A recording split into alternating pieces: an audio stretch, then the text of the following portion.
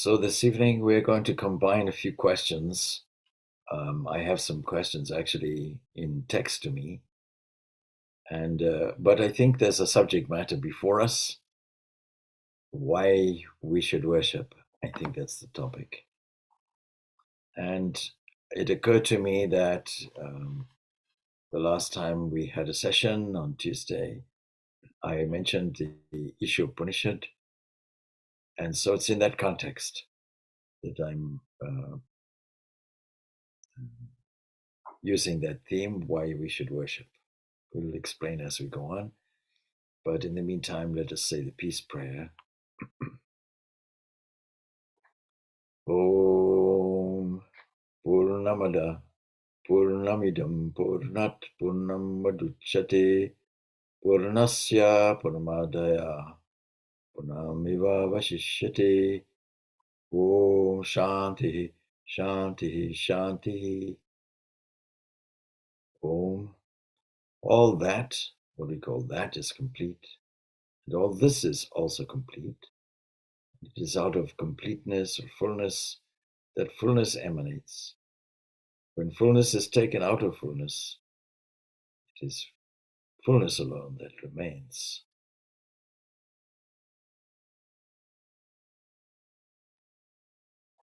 So, why should we worship?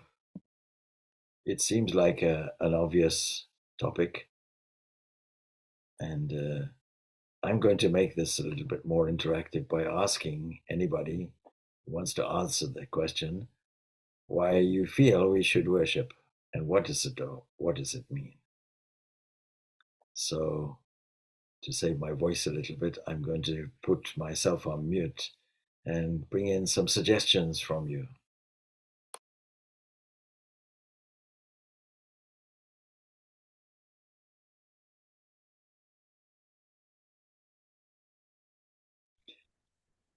Out of gratitude. Okay, that's good.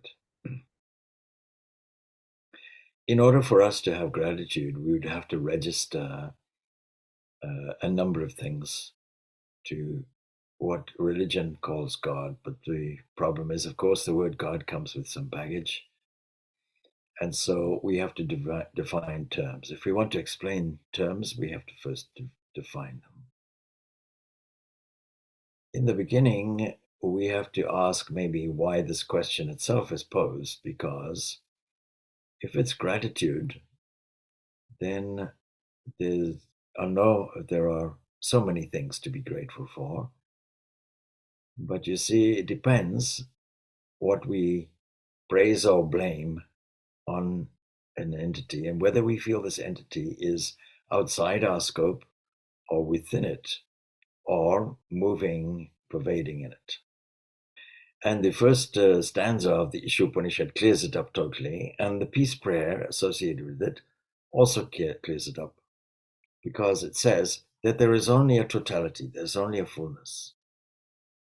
The problem is that we don't see it like that. We see a sense of individuality.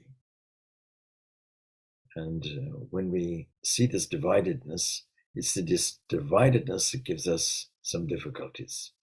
And when we have difficulties, I'm not sure if we can muster up a sense of thankfulness, particularly in a bereavement context or a potential bereavement context. Let's say somebody is maybe suffering from a cancer and death is imminent. Then the person who is undergoing this suffering may well be angry with an unsuspecting God. But this is where our Vedanta philosophy comes in and rescues us and says, be angry all you want. And maybe some psychologists will say it's better to let it all out and be angry. But even if you go and dig a hole in a garden and get all your anger out through shouting, etc., or you're still creating a new level of anger and shouting in the unconscious mind, and it's not doing you any favors. So while it may feel fantastic, what you're doing now is giving the unconscious mind the permission to be angry. And these then form part of your baggage that you now carry with you and move forward. So there is every reason why we should worship. But worship takes the form and has taken the form of offerings, taking the form also um, and for different reasons as well, making offerings. The Bhagavad Gita suggests that three types of people are there. One type of person would be in severe trouble and so worships because it's more than they can handle. So they find a being more powerful than them that is able to solve the problem. And therefore, the kind of prayer that goes in would be a request prayer: please relieve me of the suffering or get me out of this difficult situation. Now, this is very valid because at least it's turning our mind to something that we acknowledge is more powerful, more perfect than we are, and represents an ideal of perfection beyond our range. And then there's the type of person who wants to generally improve their life, type of person who also wants to acquire more knowledge. But there's a fourth type, and that is worshiping for the sake of worshiping on the basis of what you've just mentioned, on the basis of thankfulness. Thankfulness means when we take stock of our entire world and our existence, that we can frame in different fields: a physical field, a domestic field, maybe a financial field, a career or work field. When we frame it in all these contexts, we have to then detach from it to the extent that we are re-registering it to somebody else's account. Not my body, it's God's divine vessel. It's not my mind, it's God's divine sitting room. It's not my sun or my sunshine, it's that which lights the whole world. That shining, all things shine. Tells the Kata Upanishad tells us this. And so it's to trace back everything that we experience back to its origin. And therefore, we have to have an understanding of how things came to be. Well, the creative mind issues forth some subtle elements. This is essential in our understanding. We call these subtle elements tanmatras, and they combine and recombine to produce the world and condense the world that we have here. And so we can easily see that this world is mobilized entirely by thought. All our circumstances is mobilized by thought. In other words, everything is mobilized by this cosmic mind that generates this creative and creation process. And from it, we can see waves. We want to visualize such a thing. We can imagine the sun with rays beaming, and these rays will be equivalent to these subtle elements. And we can see how they manifest and how they combine. So there is a distinction between the unmanifest and the manifest only in name. One we consider to be transcendent, the other one we consider to be immanent.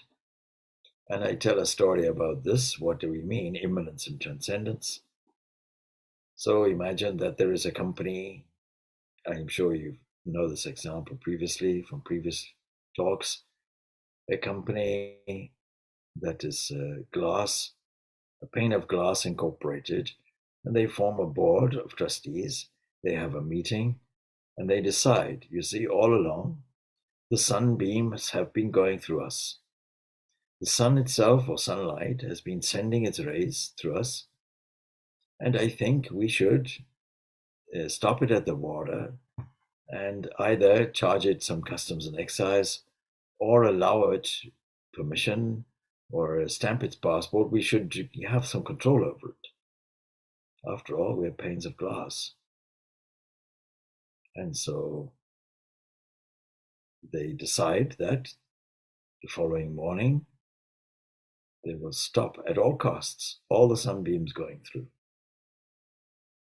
Of course, what happens, these various pieces of glass, they fight amongst themselves to maintain at all costs their resolution not to let the sun through. They shatter themselves into fragments. Now the point is that the sun shone through when it was pane of glass, but it also continued to shine when it was all shattered to pieces. When no glass existed, the sun was there. This is called transcendence. And when the panes of glass are there, this is called immanence. So the first stanza of the Ishopanishad will tell us, Ishavasya idam sarvam yatkincha jagatyam jagat tinatyatina bunjita ma grudaha kash kasha svidanam, everything there is, everything that exists in this world. Now, when we take stock, what is everything? Well, we can't really see everything. We can only see some limited things. We can't see infrared, we can't see ultraviolet, we can't hear supersonic or subsonic. We can't see the farthest regions that maybe the James Webb telescope can reach. We can't understand what our neighbor is saying next door if there are walls. We can't understand what somebody is thinking. We can't understand any events happening at the very farthest reaches of the earth itself. We can hardly understand what is happening in all these gamma rays and X-rays that are present in the electromagnetic field. So there's very little actually that we encounter. But they come to us in forms which are, some of them easy to handle and some of them challenging and very difficult to handle.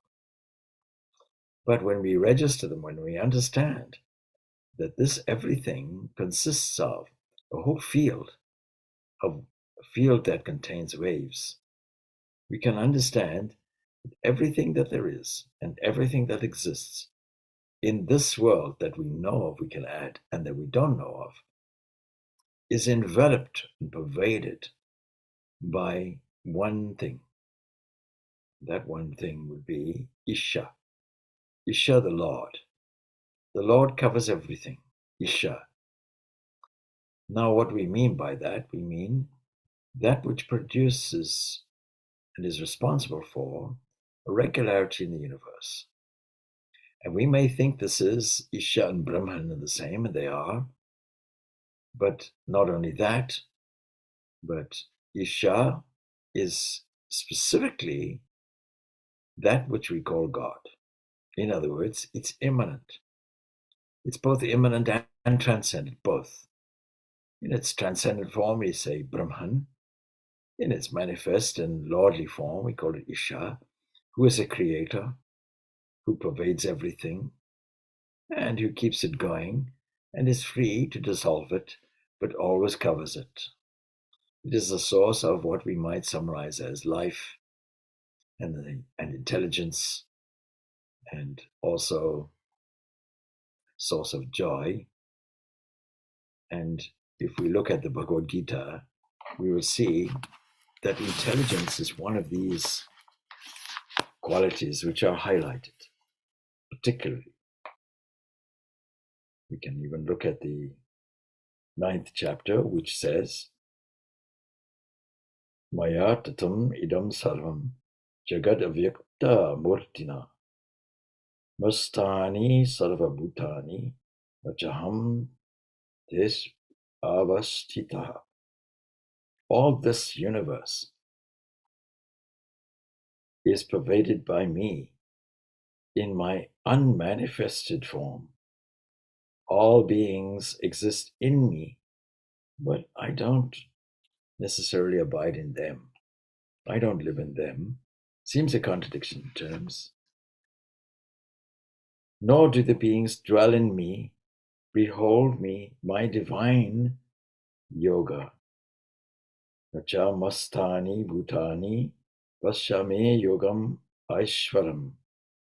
Bhuta brana cha bhutasto mama tam ta puta bhavanaha. Nor do beings dwell in me.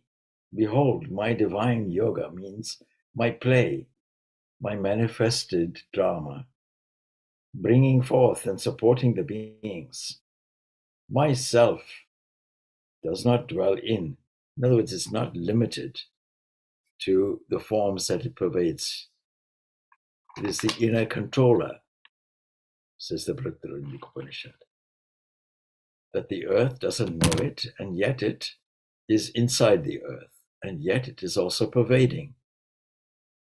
And we can explain it, yatha kashastito nityam, as the mighty wind moves everywhere, ever rests in space. Note, even so, you can use that as an analogy, all beings rest in me. These three verses are worth meditating on. We have just done a meditation which highlights some of these things. But let us take intelligence, for example.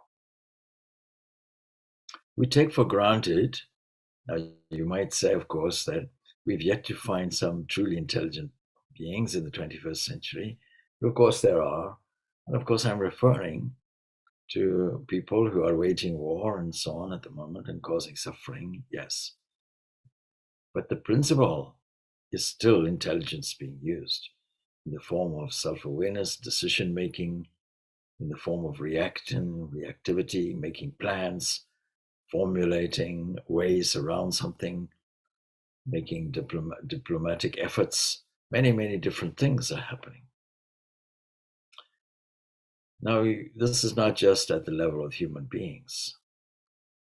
Please don't tell me that a bacteria doesn't know its environment, that it doesn't know what nutrients to take in through its membrane, how to process it through a process of kind of electrolysis, ATP, ADP formula, chemically knows what to do, how to behave, how to reproduce every 20 minutes, and how to lay dormant when conditions are not right, and how to revive when things are. And by the way, of course, somebody asked me, and not so long ago, you see, the universe is so vast, and millions and trillions of galaxies everywhere, and so on and so forth. And we hardly noticeable, not even a dot in this whole thing. Do we think maybe that there may be other beings anywhere, that there may be rishis also who've discovered things on other galaxies and other planets? And I say, if I said yes, will that change your life? And if I say no, will it change your life? You see, it's irrelevant. But the point is that when you look at that great, great glory, you'll see that we are only witnessing a fraction of it. And it's on a relative scale. Imagine all these billions and billions of bacteria in the body who, if they could think and speak in a way that we humans do, would ask what a vast universe this is. And the universe they're referring to are groups and clusters of cells in the body, spaced far apart, just as space is there when we look around and when we take stock of galaxies and so on, it's largely open space. It's pretty empty, the universe overall, even though we discover these pockets of galaxies everywhere. And so an inquisitive bacteria may look around and say, my goodness, what a vast universe. And we used our bacterial microscopes or telescopes, I should say, and we couldn't find the end of it. And the more sophisticated we look and the further we travel, the more we find. So we'll never find an end to it unless we acknowledge that what we experience is through apparitional causation, that it looks like it in one moment. But you see, it's all gone as soon as we close the eyes. The inner eyes open and a new world is offered to us. And even that sets. See, the Kathopanishad tells us, or sorry, not the Kathopanishad, the Brihadaranyaka Upanishad talks about the rising and setting. Well, actually, the Kathopanishad mentions the same thing, but there's a story, you see, to Yajnavalkya. Can you please tell me what is it by which you can work, by which you can walk, by which you sit? What is that? And the sage Yajnavalkya, in response to this question from the equal sage Janaka, responds with maybe a slight sense of humor. Well, clearly it's the sun. Yes, but when the sun is gone, oh, then it's the moon. Yes, but when the moon is gone, well, then it's the stars. But when the stars are gone, well, then it must be the fire. But when the fire is gone, then it is the self that is lighting everything. When the senses settle, when they, having risen, when they now depart. In other words, when they go to, just as the sun sets, when the senses themselves sets, what is that which is there? It is this immortal self. So when we talk about everything, we don't really have an appreciation of what that means. It just is within our small scope. And we can represent it as a kind of individual circle. So everything that exists in this world is enveloped by Brahman. And for this reason, therefore, tena tyaktena bunjita, therefore revel in what? In renunciation. That is, relinquish any sense of ownership. And don't covet what belongs to others, because we cannot own anything. That realization is a wonderful step forward, and then produces adoration and worship in the true sense, in the highest sense. The fourth person who is doing it, not doing it in order to get out of a desperate situation, not doing it to improve their life, not doing or their wealth or their circumstances, not doing it to get further knowledge, but just for the sake of doing it, just for the love of doing it, thankfulness that it invokes, and understanding that nothing belongs to me. Life breath is not mine. The heartbeat is not mine. I don't go in with a set of bellows and make the breath. I don't go in with a drum beat and make the heartbeat. I don't go and interfere with the digestive system and digest my food. I have nothing to do with the transfer of foods miraculously into the living cells of the body. I have nothing to do with these things. I never made the sun shine. I never reflected its sunshine in the moon that provides us with tidal waves. I never allowed the earth to rotate. 1,000 miles an hour it goes. If you add up how fast we are moving, it's incredible, because you have to take the spin of the earth. It's 8,000 miles a second. You have to take on the way in which the earth is rotating around the sun itself, another 67,000, let's say, kilometers per second. And then you have to take the fact that the whole galaxy is also, everything is rotating around the galaxy. It takes about, 220 million years to go around, and so on. And yet the galaxy itself is moving. And so we're on an incredible journey. And because of the constancy of the speed, we have no recognition that we're hurtling through space at incredible speed. So all of this we have to be thankful for, because this life that we hold so precious and that we say we own, it required the entire universe to make. All the elements that make up the human body, all the elements that make up the food, all the elements that make up anything that has a molecular structure, all comes from the stars, the belly of the stars. And they come from hydrogen And this act of falling that we call gravity is squeezed in and then displaying its glory as the universe. And that is why we meditate. We meditate because not to get anything. We don't meditate with any first person singular or any future tense. We meditate because we want to access, through a mechanism of thankfulness, access that being that is the source of everything. Journey into the inwardness of your own self.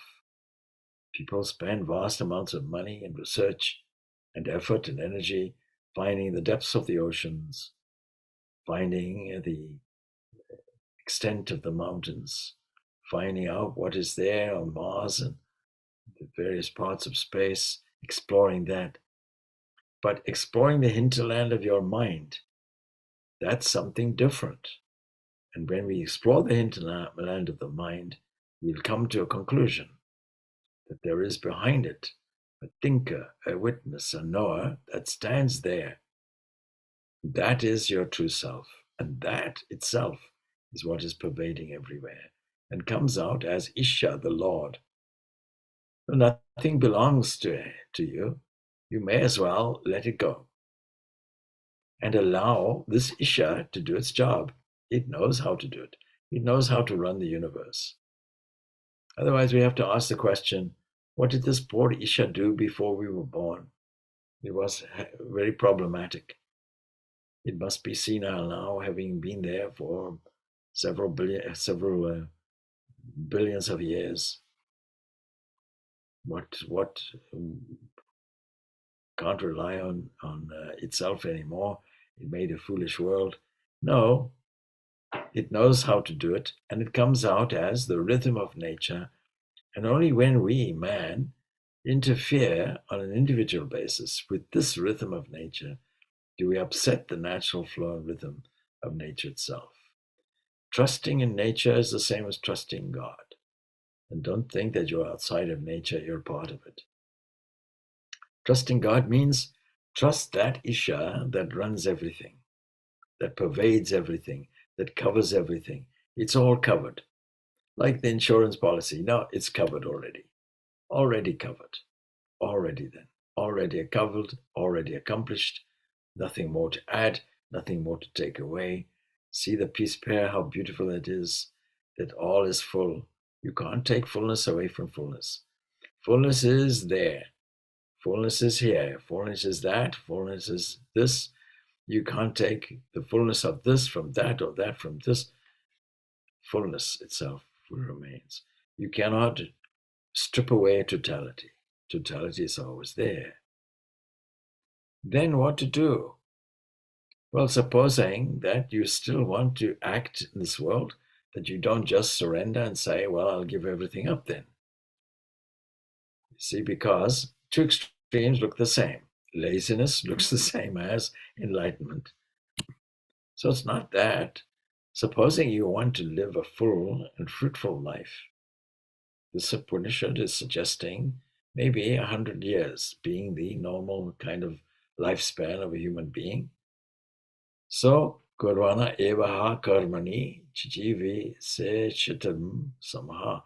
Should a person desire to live for 100 years, then he should live performing actions which don't bind you, because all actions bind you. What do we mean by that?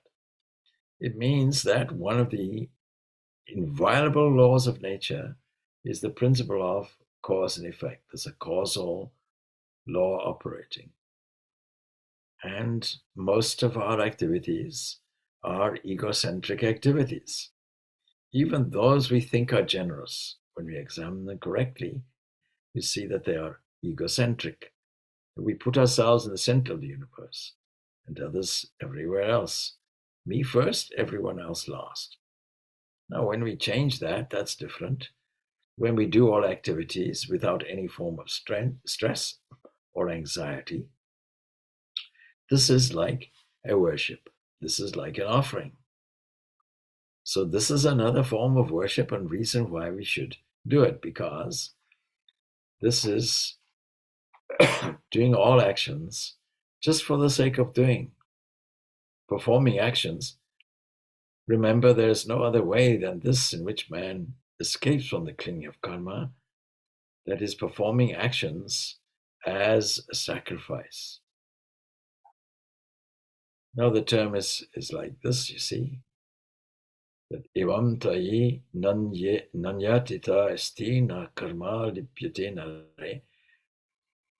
These, even these actions, if you do them in a selfless way, jijivi se chatam samaha evam tvayam nanyatita asti na karma lipyate nare.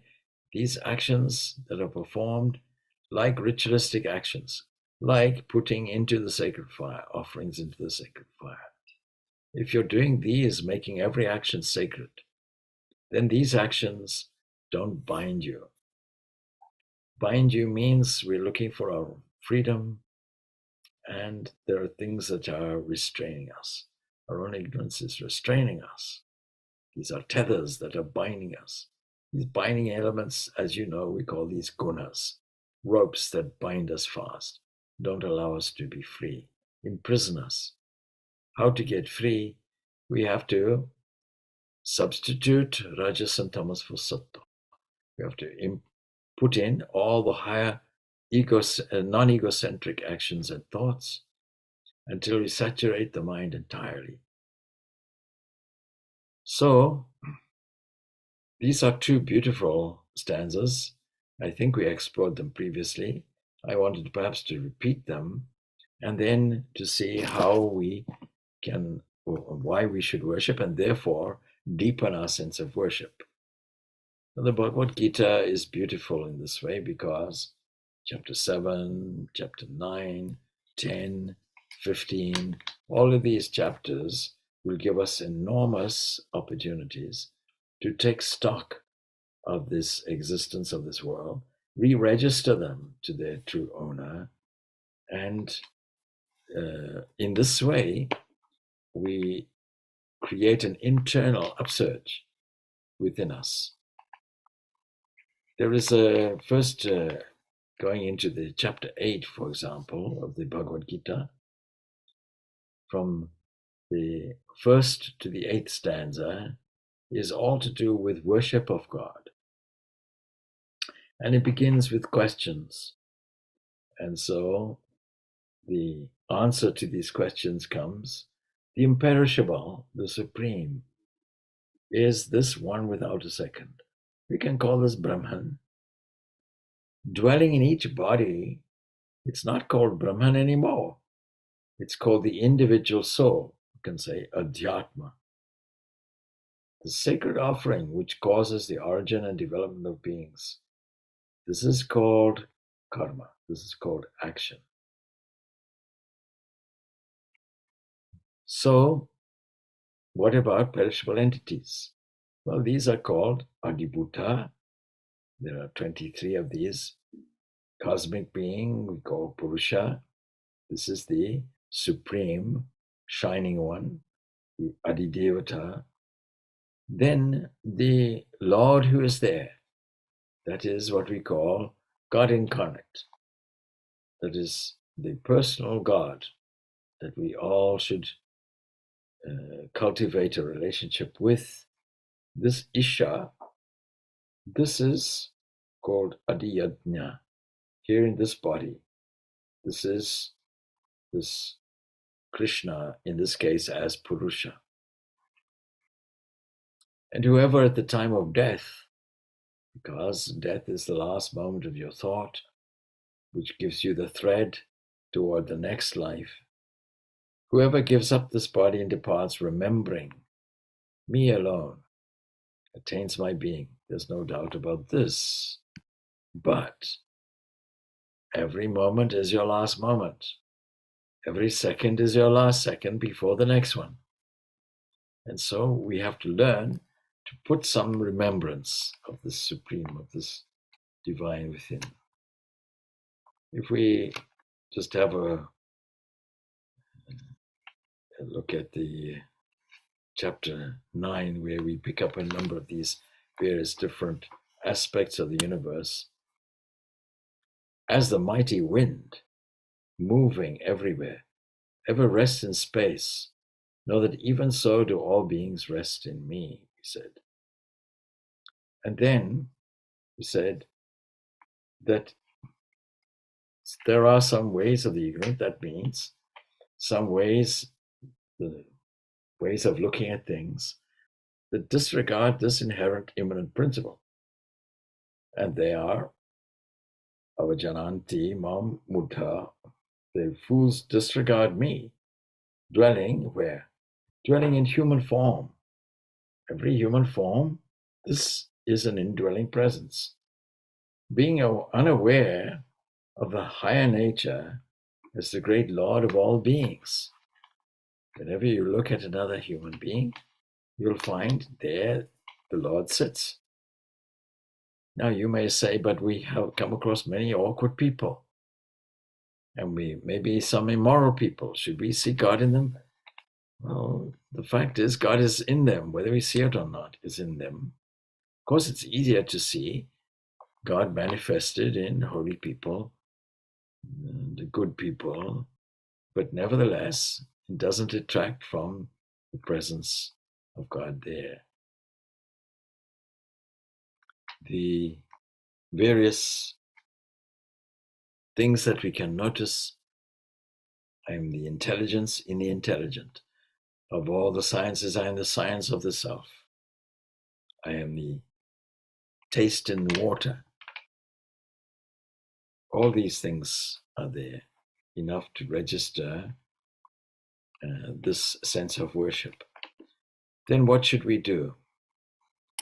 Well, every religion has a form of this kind of litany where we take account of all the things in the universe and re-register them to the glory of the divine.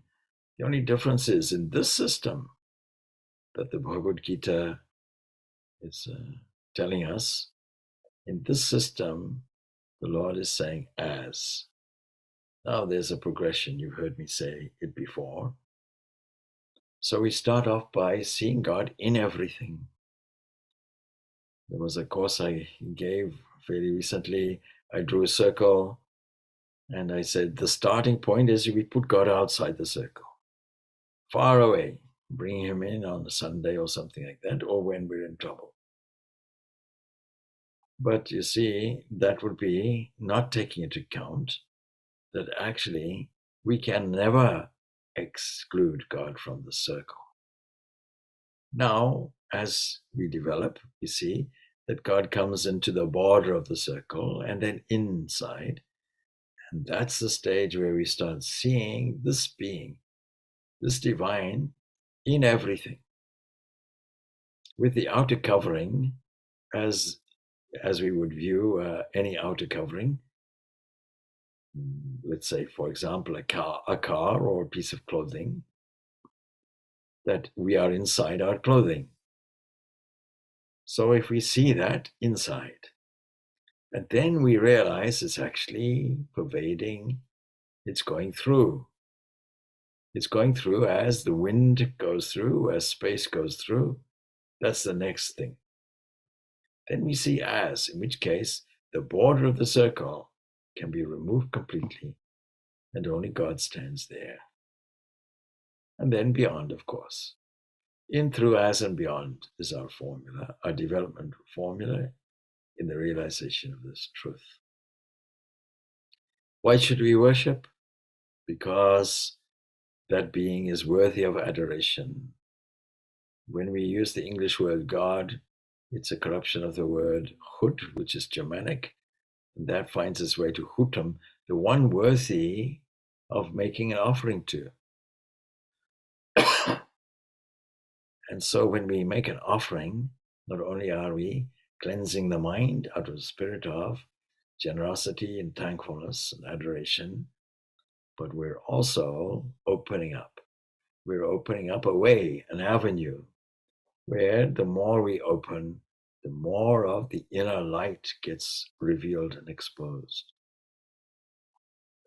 Another text to me, I was asked a question, and there's actually a series of questions. He is referring to the 18th chapter of the Bhagavad Gita. He says, what is the significance of Varna in today's world? Now, for those not familiar with the term, Varna is literally a color, means the caste system. Of course, many people are critical of the social system, caste system, and they lay it on the back of Hinduism. But of course, it has nothing to do with the principle of Hinduism. It has nothing to do with what is contained in the Vedas and the Upanishads, that is. But in the Bhagavad Gita, we find it mentioned. What is the significance?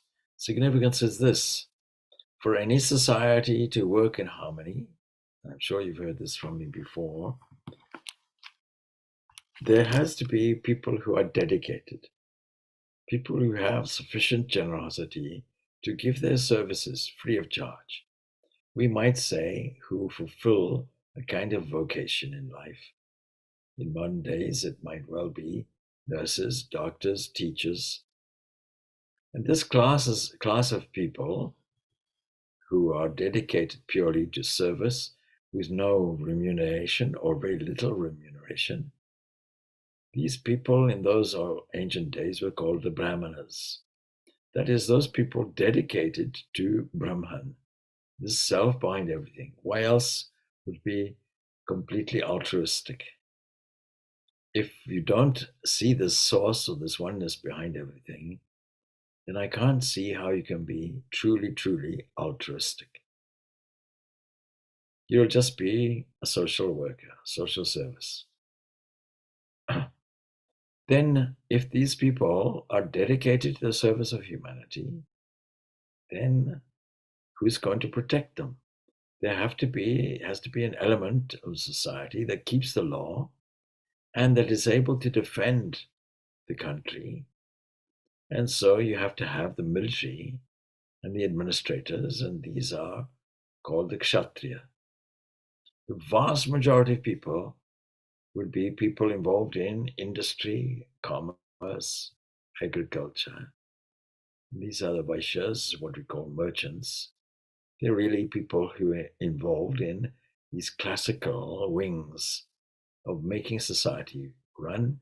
Their primary objective will be, of course, artha, wealth creation. And you may have noticed that in Hinduism, various aims are there. So artha will be one of them. Dharma will be one of them. And then what about fulfilling your legitimate desires? That is called kama. Kama, not to be confused with karma. Kama, and then, of course, the primary thing is moksha. Moksha is separate from that. It's got nothing to do with the objective world, purely to do with the subjective. Freedom, in other words. Now you see, you have to have 3 of these varnas or castes have to be there. But what about the 4th one? 4 castes are there. You have to have provision for unskilled labor also. Now, without any of these elements, society will not run properly. This is the relevance, and this is what is being mentioned. In the ancient days, these positions were not hereditary. These positions, you could have all these 4 in one family itself. And Swami Vivekananda was of the opinion that from time to time, these functions rotate. In other words, in communist countries or highly socialist countries, it will be the unskilled labor who will dominate, and the Shudra. And then we will see in some theocracies, the Brahmins will dominate. And then we'll see, for example, in America, clearly the Vaishyas, the industrialists or the equivalent will dominate. Then the questioner goes on further. Why did Sri Krishna create only 4 varnas? And I think I've explained that. 3 gunas. There's no mathematical formula for these things. And their combination makes sense, like asking why are there 4 directions? But categorizing them into only 4 is something I couldn't understand. I think I've explained this. Then he goes on to say, curiously in Gita, while mentioning Brahmanas, and Kshatriya, he mentions the qualities, while for the other two, he mentions the profession. What's the significance of this? Again, in one family, you can have all of these things, but you see, is it better uh, to, if you want to be truly serving the whole of society, if you want to be a dedicated person in this way, then would you not have to have that quality of generosity of spirit to do that? Also, as a kshatriya, we will not have that qualities of courage and strength to be a kshatriya. Not everybody can be a military person. This is the reason for it. And then doing others' duty in a nice way is not encouraged when compared to one's own duty. Wouldn't this imply rigidity in choosing the life we choose to live? Not at all. You see, there are some skills that you dominate at, and the key example would be building a house. Supposing everybody decided that they'll be the plumber, then there's no scope for the plumber who specializes in this area. And so we come into this world with a specific design to do something with certain specific skills and talents and abilities that are exclusive to us. And this marks out our individuality. In this way, we're able to fit in with the whole total picture going on. The glory is in our differences, but underneath it's all the same. Sameness is there. We have to acknowledge both of these aspects, not just the one. So I hope that clears that up for the questioner. Now we have 10 minutes left, so I'm going to open it now for any further questions. Swami, I wanted to ask you about worship, where we started off with. Now, the Atman and Brahman are one and the same. It's the same in essence. Yeah. Yet we're told to love the Lord thy God with all thy heart and all thy soul and all thy mind and all thy strength. Is there not a contradiction there that if you and the Father are one and the same, who's worshipping who? Yeah, that's all very well, but if you know it, then yes, it's a contradiction. If you don't know it, then it's not. You see, as soon as you have a sense of separation, as soon as you feel an embodiment, then you'll categorize things as subject and object. Right, yeah. As long as we do that, then we have to love the Lord thy God with all heart, all soul. In other words, that is bhakti yoga.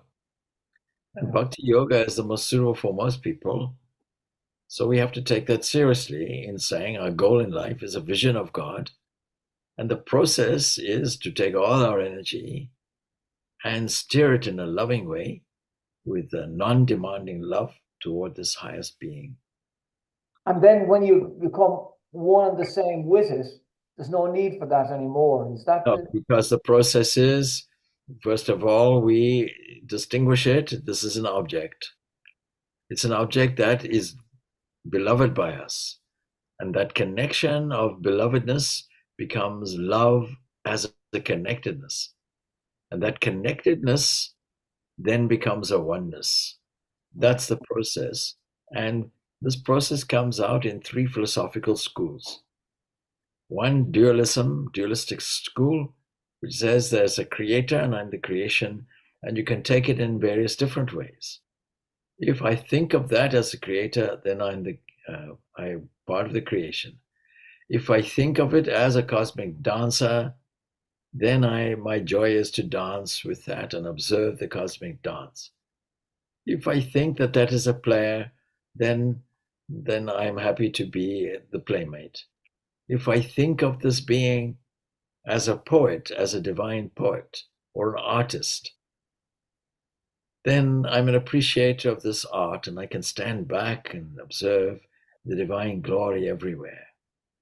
The important thing is not to recognize that when we say, Lord your God, if we put this outside the universe, there's no way we can love that being with all our heart, soul, mind, and strength. When we bring this being close, then we can do it. So it's to bring it closer, and we do it through this worship. Worship is designed to bring this being not only closeness, but an intimate relationship until nearness gets experienced as oneness. That's what. And thank you for doing such a long lecture with your voice being so challenged. Yes. Okay, all good. You're welcome. All right. Well, if there are no further questions, then we leave it at that for this evening. Good to see you all. Thank you. Om Shanti, Shanti, Shanti. Peace, peace, peace be unto all. Thank you. Thank you, Thank you, Swami. Swami. Thank you, Swamiji.